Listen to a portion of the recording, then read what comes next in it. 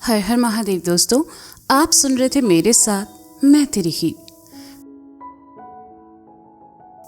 वंश और निशी दोनों सारिका के सामने खड़े थे।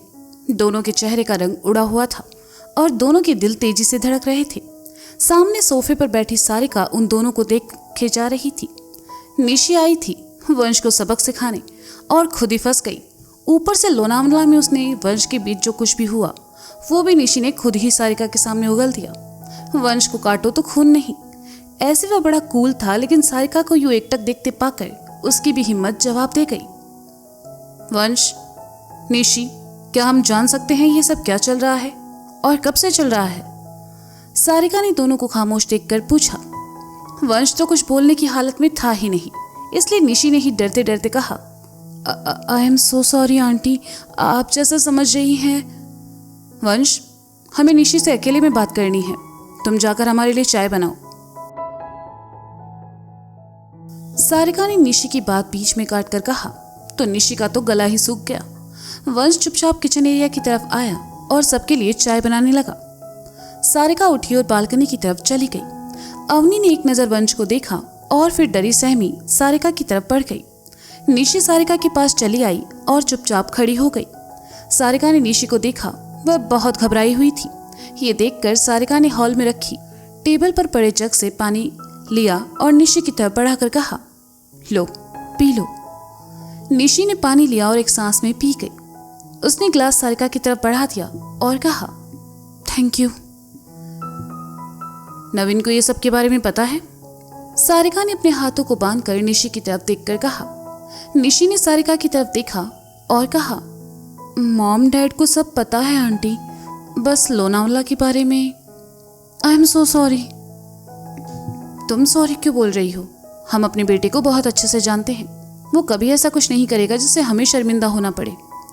सारिका ने बड़े प्यार से कहा।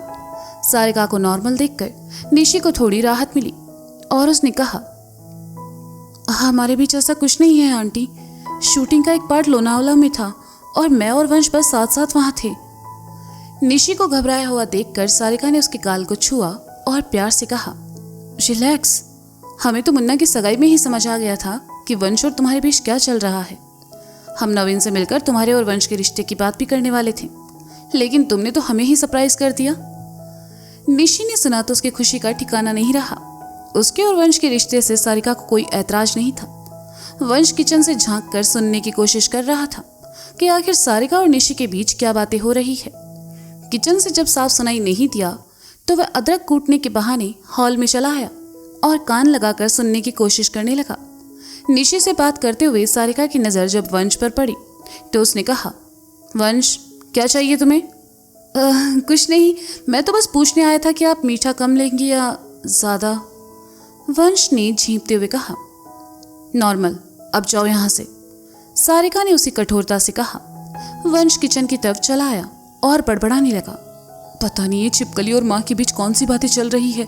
माँ को देखकर तो लग रहा है पक्का उस निशी ने उन्हें सब बता दिया होगा। बचा लेना भगवान। वंश ने चाय बनाई और निशी सारिका को देखकर खुद भी अपनी चाय पकड़ी वहीं खड़ा हो गया। सारिका ने उसे देखा और कहा, तुम यहाँ क्यों खड़े हो? अंदर जाओ। वंश चुपचाप अंदर चला आया और सोफे पर आ बैठा। निशी को लेकर वंश का शक अब पक्का होने लगा था। सारिका और निशी ने अपनी बात खत्म करते हुए चाय भी खत्म की और हॉल में चले आए। सारिका को नॉर्मल देखकर वंश को थोड़ी राहत मिली और सारिका से कहा, माँ, आप जैसा सोच रही हैं वैसा कुछ भी नहीं है। हम दोनों बस अच्छे दोस्त हैं। सारिका ने सुना तो हैरानी से उसकी तरफ देखा और फिर निशी की तरफ, जो कि वंश के बगल में ही बैठी थी।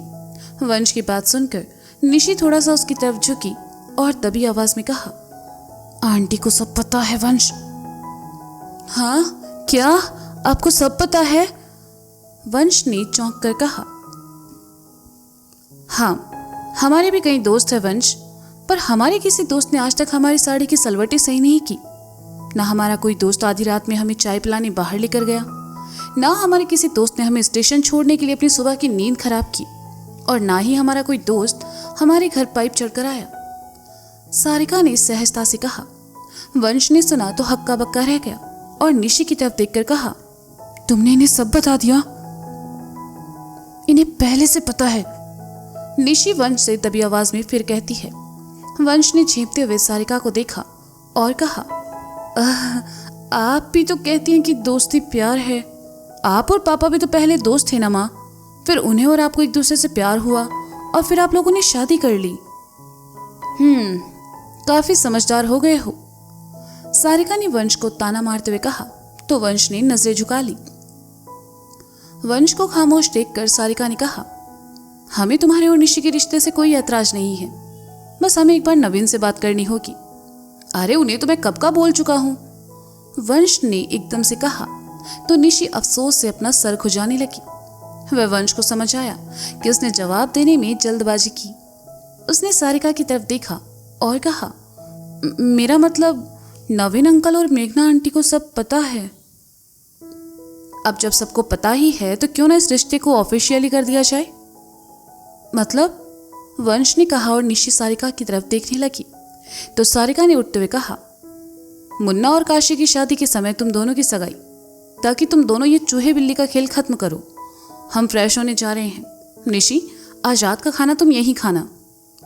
निशी उठी और कहा, हम जरूर आते आंटी, पर आज रात हमें अपने दोस्तों के साथ बाहर जाना है। हम कल सुबह पक्का खाएंगे। सारिका मुस्कुराई और निशी को सुबह आने का बोलकर वंश के कमरे में चली गई। वंश तो अभी भी हैरान सा सोफे पर बैठा था। सारिका इतनी आसानी से उसके और निशी के रिश्ते के लिए मान जाएगी उसने सोचा नहीं था। वंश को चुप देखकर निशी ने कहा, अब तुम्हें क्या हुआ है, तुम ऐसे क्यों बैठे हो? वंश उठा और हैरानी से कहा, तुमने सुना अभी माँ ने क्या कहा? हाँ, उन्होंने कहा कि मुन्ना भैया और काशी दी की शादी के वक्त वो हमारी सगाई करके हमारा रिश्ता ऑफिशियली कर देंगी। निशी ने कहा, तुम्हें ये अजीब नहीं लगता? मतलब इतनी आसानी से सब कैसे मान सकते हैं? थोड़ा तो ड्रामा होना चाहिए ना। वंश ने कहा, तुम कितने नेगेटिव इंसान हो। मैं जा रही हूँ, आज शाम मैं और पूर्वी क्लब जा रहे हैं, क्या तुम साथ आना चाहोगे? निशी ने दरवाजे की तरफ बढ़ते हुए कहा। वंश निशी के पीछे आया और उसका हाथ पकड़कर उसकी पीठ दीवार से लगाते हुए कहा, तुम माँ के फैसले से खुश हो? हाँ, क्यों तुम नहीं हो क्या? निशी ने कहा, मैं तो इतना खुश हूं कि कल ही तुम्हारे हिटलर बाप से जाकर कह सकता हूं कि हम दोनों शादी करने वाले हैं। वंश ने खुश होकर कहा, लेकिन तुमने मुझे अभी तक आई लव यू नहीं कहा। निशी ने अपनी आंखों को छोटा करके वंश को घूरते हुए कहा, वो तो पहले तुम ही कहोगी। वंश ने अकड़ कर कहा, कुछ नहीं हो सकता तुम्हारा, अब मुझे जाना है। निशी ने कहा, माँ ने हमारा रिश्ता एक्सेप्ट कर लिया तो तुम्हें नहीं लगता इस खुशी के मौके पर तुम्हें मीठा खाना चाहिए? वंश ने निशी की तरफ देखते हुए कहा, मीठा? लेकिन यहाँ कहाँ है? निशी ने कहा, क्योंकि दोनों फ्लैट के दरवाजे से पहले बनी गैलरी के पास खड़े थे। निशी की बात सुनकर वंश उसके करीब आया और प्यार से उसकी तरफ देखते हुए कहा, मेरे पास है ना? निशी कुछ समझ पाती इससे पहले ही वंश ने अपने होठों को निशी के होठों पर रख दिया और निशी की धड़कनें कुछ पल के लिए रुक सी गई। वंश की आंखें बंद थीं और निशी की आंखें भी कुछ सेकंड बाद बंद हो गई। वंश निशी से दूर हटा और कहा, बाय। निशी उसे ना रोक पाई ना कुछ बोल पाई और अगले ही पल वहां से निकल गई। वंश भी अंदर चला गया और इसमें कोई हैरानी की बात नहीं थी कि वंश रोमांस के मामले में अपने चाचा पर गया था। हाँ, वही मुरारी चाचा। नवीन का घर मुंबई। मेघना, आज तो कमाल हो गया। सभी शेयर होल्डर्स को सारिका मैडम का आइडिया इतना पसंद आया कि सब कंपनी में लाखों का इन्वेस्टमेंट करने को तैयार है। नवीन ने अपना ऑफिस बैग सोफे पर रखते हुए कहा। मेघना नवीन के लिए पानी का ग्लास ले आई और उसकी ओर बढ़ाकर कहा, ये सब तुम्हारी मेहनत का फल है नवीन। इस नए प्रोजेक्ट के लिए तुमने बहुत मेहनत की है। हाँ, लेकिन सारिका मैडम ने मुझे अपनी कंपनी में मैनेजर की पोस्ट देने से मना कर दिया। नवीन ने मायूस होकर कहा। उन्होंने ऐसा क्यों किया? मेघना ने पूछा। नवीन मुस्कुराया और खुशी भरकर कहा, अरे क्योंकि उन्होंने मुझे अपनी कंपनी में शेयर होल्डर बनाया है। मेघना, मैडम का दिल इतना बड़ा है मैं जानता था, पर इतना बड़ा होगा मैंने कभी नहीं सोचा था। कांग्रेचुलेशन नवीन, कम से कम अब तुम खुद को सारिका जी से अलग तो नहीं समझोगे। मेघना ने हंसते हुए कहा। क्या मेघना, तुम भी? वैसे निशी कहाँ है? कहीं नजर नहीं आ रही। वो लोनावला से वापस आ गई ना? सॉरी, मैं उसे लेने नहीं जा पाया। नवीन ने गले में बड़ी डाई को ढीली करते हुए कहा। हाँ, निशी आ चुकी है, पूर्वी के साथ बाहर गई है। वंश और निशी सुबह साथ ही आए थे। नवीन, मुझे लगता है तुम्हें अब सारिका जी से निशी और वंश के बारे में बात करनी चाहिए। मेरा मतलब ऐसे निशी और वंश का साथ रहना, घूमना, तुम समझ रहे हो ना? मेघना ने नवीन के बगल में बैठते हुए कहा। मेघना की बात सुनकर नवीन को एकदम से वंश की गर्दन का वो निशान याद आ गया और उसने गंभीर स्वर में कहा, हाँ मेघना, तुम सही कह रही हो। मुझे पूरा यकीन है नवीन, सालों पहले जैसे सारिका जी ने हमारे रिश्ते को समझा था, वैसे ही वे निशी और वंश के रिश्ते को भी समझेंगी। कहते हुए नवीन ने बगल में बैठी मेघना ने अपना सर उसके सीने से लगा दिया। Party house Banaras. सुबह सुबह पार्टी हाउस खचाखच भरा हुआ था। शक्ति भी बीती रात ही बनारस पहुंच चुका था और अगली सुबह सीधा पार्टी हाउस चला आया, क्योंकि आज का मुख्य मेहमान तो वही था। पिछले 2 दिन से बनारस युवा नेता के लिए बनारस में वोटिंग चल रही थी। मुन्ना और भूषण आमने सामने थे। भूषण के खास आदमी रमेश और राजन मुन्ना की तरफ थे और यही बात भूषण के दिल में आग की तरह जल रही थी। वह आज पार्टी हाउस पूरी तैयारी के साथ आया था और कट्टा उसने अपने कुर्ते में छुपाया था। एक बड़े से स्टेज पर पार्टी हाउस के अधिकारी और कुछ बड़े लोग मौजूद थे। उन्हीं के बीच मुरारी भी आंखों पर काला चश्मा लगाए बैठा था और आज तो मुरारी फूला नहीं समा रहा था। शिवम और बाकी घर वाले सामने पड़ी कुर्सियों पर बैठे थे। मुन्ना वहां नहीं था, लेकिन उसके सभी लड़के वहां मौजूद थे। भूषण का परिवार भी आगे बढ़ा और भूषण अपने लड़कों के साथ अकड़कर खड़ा था, जैसे उसे पूरा विश्वास हो कि आज वही जीतेगा। अधिकारी ने सबको आज के मुख्य अतिथि का परिचय दिया और अपनी वर्दी पहने शक्ति जैसे स्टेज पर आया। मुरारी के साथ साथ शिवम और बाकी सब घरवाले पहले तो हैरान हुए और बाद में बहुत खुश कि शक्ति के हाथों युवा नेता का नाम अनाउंस होने जा रहा है। अधिकारी ने शक्ति को एक पेपर दिया और माइक की तरफ आने का इशारा किया। शक्ति ने सबसे पहले एक बढ़िया स्पीच दी और उसके बाद उसने पेपर आंखों के सामने लाकर कहा, हमें ये घोषणा करते हुए बहुत खुशी हो रही है और साथ ही गर्व हो रहा है कि इस साल बनारस युवा नेता के लिए बनारस की जनता ने जिन्हें चुना है उनका नाम है मानवेंद्र मिश्रा, सन ऑफ मुरारी कुमार मिश्रा। मुन्ना का पूरा नाम लेते लेते शक्ति की आवाज धीमी पड़ गई। मुन्ना का नाम उस कागज पर देखकर उसे एक धक्का लगा। मुन्ना और राजनीति में ये शक्ति ने कभी सोचा नहीं था। शक्ति ने पेपर को एक बार फिर देखा, उस पर मुन्ना का ही नाम था।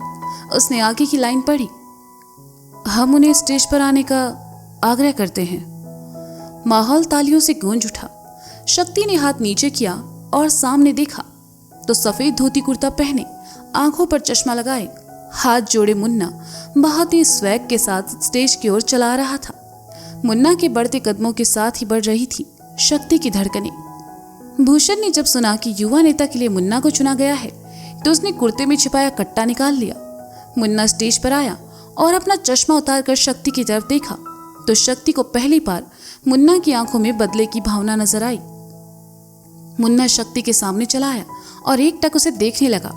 शक्ति को मुन्ना के साथ किया अपना छल याद आ गया और उसने नजरें घुमा ली। तो दोस्तों, ये था मैं तेरी हीर भाग 46। इसका अगला भाग आप जल्द ही सुनेंगे मेरे साथ।